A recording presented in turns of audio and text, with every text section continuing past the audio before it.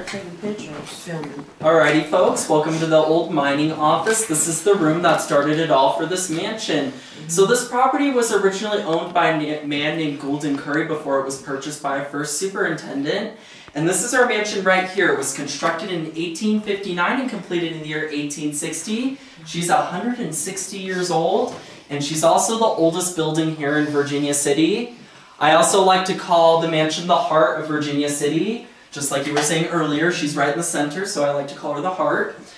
And right across the street sat the mine, so miners would come in through these doors, do business with the superintendent, and then they would store the silver and the gold back in the vault over there. Mostly silver, since we are hence the silver state. Now our first superintendent, just like earlier, is this lovely gentleman here. His name is Mr. George Hearst. He's the one that started the Hearst family fortune.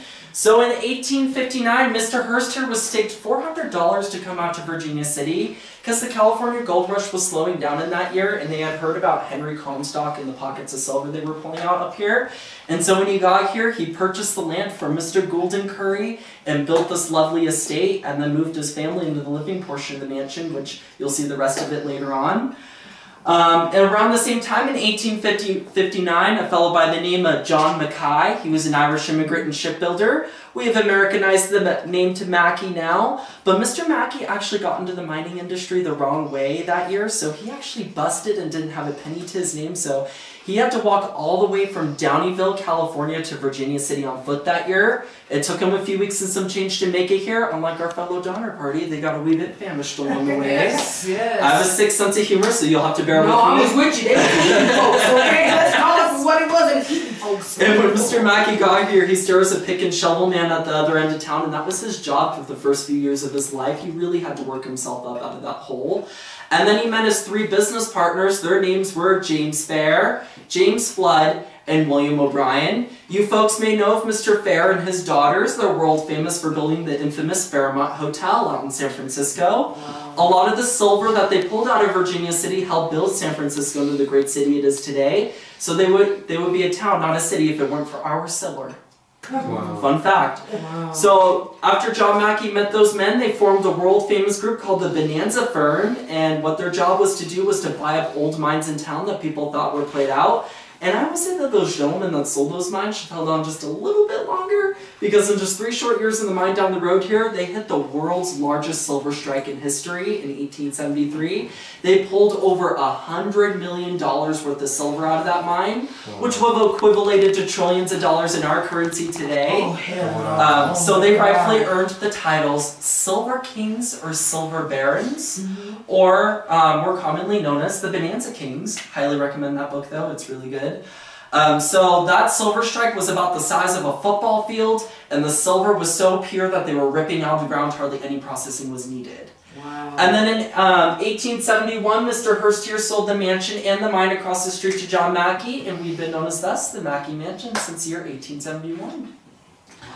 And this roll top desk and chair right here was both used by George Hearst and John Mackay, and I'm very spoiled, so I get to use all the Victorian furnishings in the home. Standing right behind you lovely folks is a cabinet with ore samples built in the mansion in the year 1860 and has not moved since. The ore samples right on the top shelves there are the original ore samples pulled out of our mine across the street. And I know they look like old dirty rocks to me and you, but they actually have silver veins inside of them, so when I take my handy dandy flashlight here, it actually sparkles. See that sparkle? That's real silver right there. And then all the glass bottles and trinkets here have been dug up on the property over the years. They didn't really have a garbage system up here in the 1800s, so they just tossed things on the ground all willy-nilly. Now whenever it rains, we find medicine bottles, square head nails, skeleton keys, you name it. So their trash literally became our treasure. And then this is our human skull. This belongs to me and my mother. This is Chuck. He's kind of a family heirloom now. He was given to us by a friend, and we don't know his original burial place, so we just kind of put him on display here for everyone to see. So the ceiling paper, wallpaper, drapes, and carpeting were all redone in this room in the year 1990 by a company called Bradbury & Bradbury from San Francisco. They specialize in restoring historical homes to the way they were. So the design you folks see on the walls is original to its predecessor. However, the rest of the mansion is mostly authentic with its original furnishings, with an exception of a couple pieces. So if you guys see some things that stick out like a sore thumb, feel free to ask. The medallion on the ceiling is original with the gold leaf paint, as well as all the light fixtures in the home. They used to be gas, that's what those little knobs on the bottom were used for, and that's why our ceilings are so high here in our lovely mansion. Apparently C Street did not get the memo because half the town burnt down in the Great Fire of 1875. Oh my goodness. But you know what? Mr. Thomas Edison actually installed our electricity here in the year 1878 when his products were at his height. So he came and installed it, so it's originally DC, not AC, which makes it twice as valuable on the market. It's no longer functioning DC anymore, obviously, but we still have that original wiring in the house. So whenever we have electricians look at our house, they're like, I don't even know what the hell this is. This coal and wood burning stove was purchased for a whole $1.50 right up on C Street by Mr. John Mackay. I know the pricing is quite comical, but that was with installation included. And then they pour water in this contraption for humidifying. Now we like to use our pellet stove right behind here. We find it a lot more efficient for heating us tour guides during the winter because I would not like to turn into Jack Nicholson from The Shining. Okay. Happy. And if I could have you lovely folks come on over here, this is a world famous photo. It's very important for you to know this photo, especially if you're doing research about Virginia City. We've got a young John Mackay right over here. Please ignore the film scratch across his face. We've got Mr. Fair, one of our Silver Kings or Silver Barons I was just telling you lovely folks about. Now we have Mrs. Fair. Now she doesn't look too happy because her husband was known to be quite the scoundrel and would cheat on her all the time. Serves him right though because she did divorce him, which was extremely taboo for the time era. And then we have Mr. Kinkett. He was our current governor here in Nevada at the time. And then this gentleman is the most famous of them all. That there's the man of the $50 bill. That is Ulysses S. Grant. As you do know, he was our president and our Civil War general, and I know what is all flowing through your minds right now. What the hell was Grant doing here in Virginia City, of all places? Well, I really think this should be taught in children's history books, and unfortunately it is not. But Virginia City is very much the reason why the Civil War ended up the way it did. Our silver funded the last part of it as well as the aftermath. So let's just say things would have ended up very differently if it weren't for our funding. So Grant had a very high appreciation for it. So we asked John Mackay here, will you take me down to one of your mines? And of course you're not going to say no to the President of the United States. So when he went down and when the poor man came back up, he was completely mortified of what he felt and saw. This was his quote to the press that day. They walked up to Grant and went, Mr. Grant, can we please get a quote? He said, that's as close to hell as I ever want to get. And he fought the Civil War, so that speaks volumes to me. But what Grant was referring to is our geothermal grounds here in Nevada. I'm sure you folks are aware of our natural hot springs.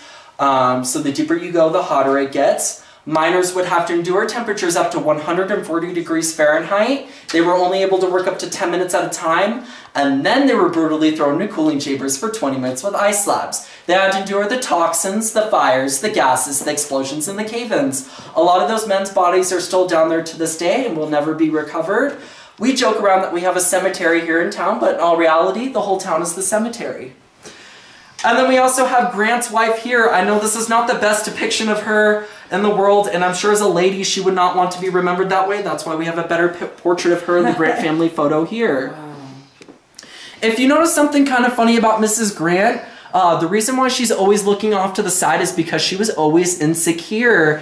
That's because she was cross-eyed. So you'll never see a photo taken of her forward. She'll always be looking off to the side. And then that's Mrs. Gillette, and then this is Mr. Mackay's personal assistant and one of his best friends. That is Mr. Yanada. He was Japanese, not Chinese, which was extraordinarily rare out here in the Wild West during that time era. And so what was cool about John Mackay, he believed in equal rights and that people should be treated fairly no matter what their ethnicity is. So he let Mr. Yanada be a part of a photo like this, and that meant the world to him. Look who he's right next to. He's right next to the president. Right next to the president. That is an outstanding photo for its time era. Like seeing a Japanese man next to the President of the United States in the 1800s, that's like a one-in-a-lifetime thing. That's crazy. Alright, so I'm going to show you guys my vaults right over here. This is our vaults. And you didn't get to stand inside my vault yet, so does somebody want to stand inside? Oh, so y'all just going to make me the sacrificial lamb. Okay. So in the year 1883, two gentlemen busted through our doors here thinking they were going to rob our vault